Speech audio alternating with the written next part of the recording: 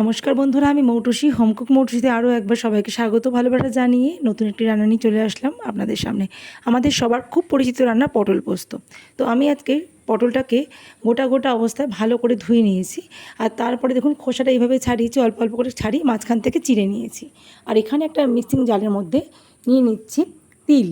এখানে আমি 1 বড় চামচের তিল নিয়েছি, আর নিয়েছি 1 বড় চামচের পোস্ত।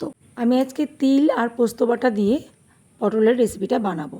শুকনো পোস্ত আর তিল একসাথে আমি প্রথমে একটু গুঁড়িয়ে নিয়েছি শুকনো অবস্থায়। আর এরপর আমি এর মধ্যে দিয়ে দিলাম 4 থেকে 5টা কাঁচা লঙ্কা।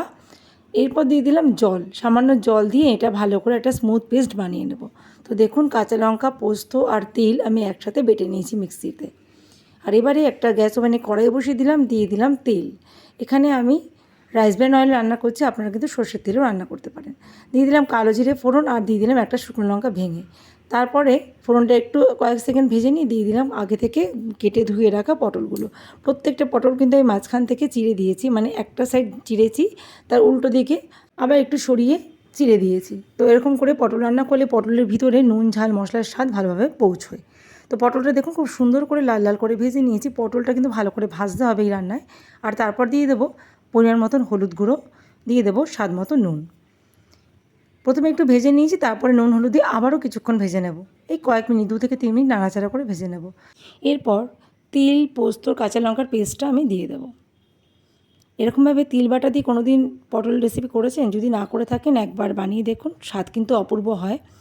আর পোস্তর যা দাম, সেইখানে পোস্তর সাথে একটু তিল মিশিয়ে দিলে রান্নাটা টেস্টিও হয় এবং স্বাস্থ্যের পক্ষে খুব ভালো তিল খাওয়া। সেই জন্য আমি পোস্ত আর তিল একসাথে বেটে এই রেসিপিটা বানিয়েছি। খেতে কিন্তু দুর্দান্ত হয়েছিল। আবারও বলছি, তিল খাওয়া স্বাস্থ্যের জন্য ভীষণই ভালো। সেই জন্য এরকম খোসা ছাড়ানো সাদা তিল পোস্তর সাথে মিশিয়ে বেটে রেসিপি বানাবেন, দারুণ লাগবে খেতে। মিক্সিং জারটা ধুয়ে সামান্য জল ব্যবহার করলাম। আমি একটু ঝোলঝোল রাখবো, মানে একদম শুকনো শুকনো পটল পোস্ত যেভাবে হয় সেভাবে করবো না, একটু রস রস রাখবো। তো এবার জলটা একটু ফুটলে একটু টানবে, তারপর ঢেকে দেবো লো ফ্লেমে।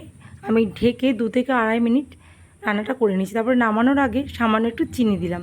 নিরামিষ যে কোনো রেসিপিতে একটু মিষ্টি মিষ্টি স্বাদ হলে বেশ ভালোই লাগে খেতে, তাই না? আর যদি কেউ চিনিটা অপছন্দ করেন, চিনিটা স্কিপ করতে পারেন। তো এখানে পটলের রেসিপিটা একদম রেডি। সবার শেষে ওপর থেকে কাঁচা সর্ষের তেল ছড়িয়ে দিলাম। ওপর থেকে সর্ষের তেল ছড়িয়ে দিলে এর স্বাদ এবং গন্ধ খুব সুন্দর আসে। তো বন্ধুরা, কেমন লাগলো খুব সহজ পদ্ধতিতে তিল বাটা এবং পোস্ত বাটা দিয়ে পটলের এই রেসিপি? ভালো লাগলে অবশ্যই কমেন্ট বক্সে লিখে জানাবেন। আর ভিডিওতে একটি লাইক দিয়ে যাবেন যদি ভিডিওটা পছন্দ হয়। আর আমার চ্যানেলটা যদি সাবস্ক্রাইব না করে থাকেন, প্লিজ সাবস্ক্রাইব করে রাখবেন, তাহলে যখনই আমি ভিডিও আপলোড করব সাথে সাথে নোটিফিকেশন পেয়ে যাবেন। তো এখানে পটল পোস্ত একদম রেডি, পটল পোস্ত বা তিল বাটা দিয়ে পটল পোস্ত। আর পটলের এই রেসিপিটা গরম ভাতের সাথে জাস্ট দারুণ লাগে। অবশ্যই ট্রাই করে আমাকে জানাবেন কিন্তু কেমন হয়েছিল। আজকে তবে এখানেই আসি, আবার দেখা হবে নতুন একটা রেসিপির সাথে।